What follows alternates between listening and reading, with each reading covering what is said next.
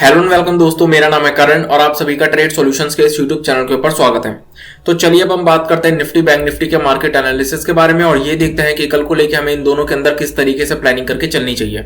सबसे पहले हम बात करते हैं निफ्टी के बारे में। लास्ट ट्रेडिंग सेशन में हमें निफ्टी के अंदर गैप अप ओपनिंग देखने को मिली और ओपनिंग लेवल से ही हमें निफ्टी के अंदर पूरे ट्रेडिंग सेशन सिर्फ और सिर्फ सेलिंग ही देखने को मिली है और निफ्टी की क्लोजिंग भी अपने डेज लो के आसपास हुई है। अब अगर हम बात करें कि निफ्टी के अंदर हमें कल को लेकर किस तरीके से प्लानिंग करके चलनी चाहिए, तो निफ्टी के अंदर सबसे पहले हम बात करते हैं लॉन्ग पोजीशन के बारे में। निफ्टी के अंदर अपसाइड में हमारे सामने जो रेजिस्टेंस निकल कर आता है वो निकल कर आता है ये स्विंग हाई का लेवल, जो कि लगभग 17,725 के आसपास का लेवल है। ये जो हमें स्विंग हाई का लेवल देखने को मिल रहा है ये निफ्टी के लिए एक इंपॉर्टेंट रेजिस्टेंस की तरह काम कर रहा है। उसके पीछे का रीजन क्या है? क्योंकि लास्ट ट्रेडिंग सेशन में जब हमें लोअर लेवल से निफ्टी में एक रिकवरी देखने को मिली थी तो निफ्टी ने एग्जैक्ट इसी लेवल के पास रेजिस्टेंस लिया और अगेन सेलिंग शो करी। इसलिए ये जो हमें 17,725 का लेवल देखने को मिल रहा है ये निफ्टी के लिए एक बहुत ही इंपॉर्टेंट रेजिस्टेंस की तरह काम करेगा। निफ्टी के अंदर हम लॉन्ग पोजीशन तब बिल्डअप करेंगे जब निफ्टी इस स्विंग हाई के लेवल के ऊपर कोई पॉजिटिव कैंडल या पॉजिटिव प्राइस एक्शन शो करेगा, अदरवाइज नहीं। और अगर हमें इस स्विंग हाई के लेवल के ऊपर कोई भी पॉजिटिव कैंडल या पॉजिटिव प्राइस एक्शन देखने को मिलता है तो हम निफ्टी में लॉन्ग पोजीशन बिल्डअप कर सकते हैं, जिसमें कि सबसे पहले तो हमें निफ्टी के अंदर ये स्विंग हाई के लेवल्स देखने को मिल जाएंगे जो कि लगभग 17,800 के आसपास के लेवल्स है।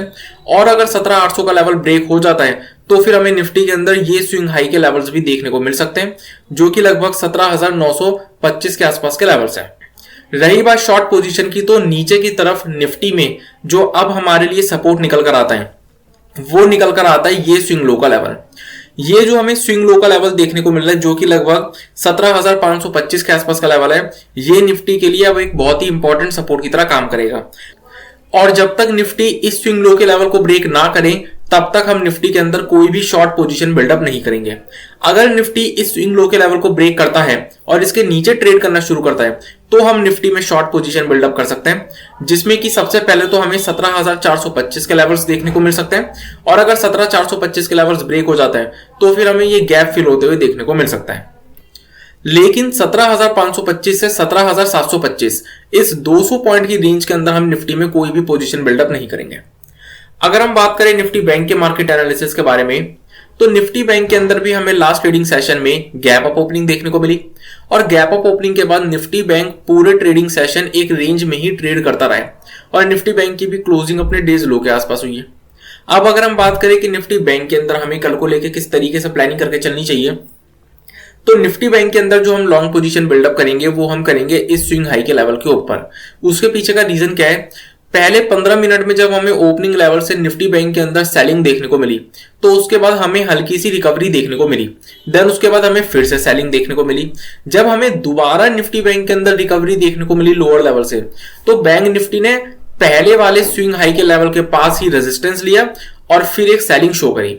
इट मींस कि हमें निफ्टी बैंक के अंदर ये एक इंपॉर्टेंट रेजिस्टेंस देखने को मिल रहा है, ठीक है। तो इसलिए जब निफ्टी बैंक इस स्विंग हाई के लेवल को ब्रेक करेगा और इसके ऊपर कोई पॉजिटिव कैंडल या पॉजिटिव प्राइस एक्शन शो करेगा तो ही हम निफ्टी बैंक के अंदर लॉन्ग पोजीशन बिल्डअप करेंगे, अदरवाइज नहीं। अगर निफ्टी बैंक इस स्विंग हाई के लेवल को ब्रेक कर देता है और उसके ऊपर कोई भी पॉजिटिव कैंडल या पॉजिटिव प्राइस एक्शन शो कर देता है तो फिर हमें बैंक निफ्टी के अंदर ये स्विंग हाई के लेवल्स तो देखने को मिल ही जाएंगे, साथ ही साथ फिर हमें बैंक निफ्टी के अंदर इसके लाइफ टाइम हाइज के लेवल्स भी देखने को मिल सकते हैं।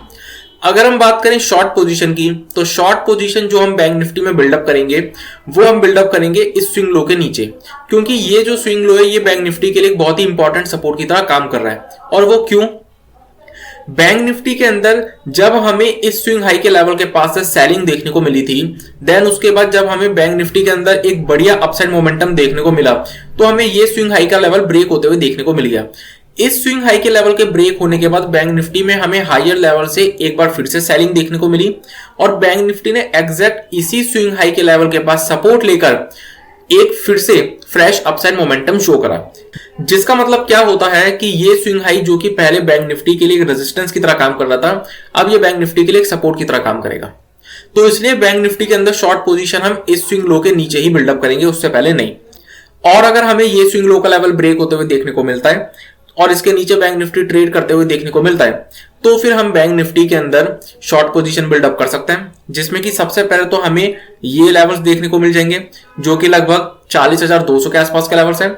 और अगर ये लेवल्स ब्रेक होते हैं तो फिर हमें ये लेवल्स भी देखने को मिल सकते हैं जो कि लगभग 39,850 के आसपास के लेवल्स हैं। लेकिन इस स्विंग लो से इस स्विंग हाई के बीच में हम कोई भी पोजीशन बिल्डअप नहीं करेंगे, मतलब 40,600 से 41,400 के बीच में हम कोई भी पोजीशन बिल्डअप नहीं करेंगे। और अगर हमें किसी भी तरीके की गैप अप या गैप डाउन की सिचुएशन मार्केट्स के अंदर देखने को मिलती है तो हमें प्राइस एक्शन का वेट करना पड़ेगा। तो इसी के साथ मैं अपनी इस वीडियो को कंप्लीट करता हूं। इस वीडियो का पर्पस सिर्फ नॉलेज प्रोवाइड करना है। किसी भी तरीके का एक्शन लेने से पहले अपने एडवाइजर से कंसल्ट जरूर करें और अपनी खुद की रिसर्च जरूर करें। और अगर आपको ये वीडियो पसंद आई हो तो इस वीडियो को लाइक और शेयर करना ना भूलें और हमारे चैनल को सब्सक्राइब जरूर करें। Thank you.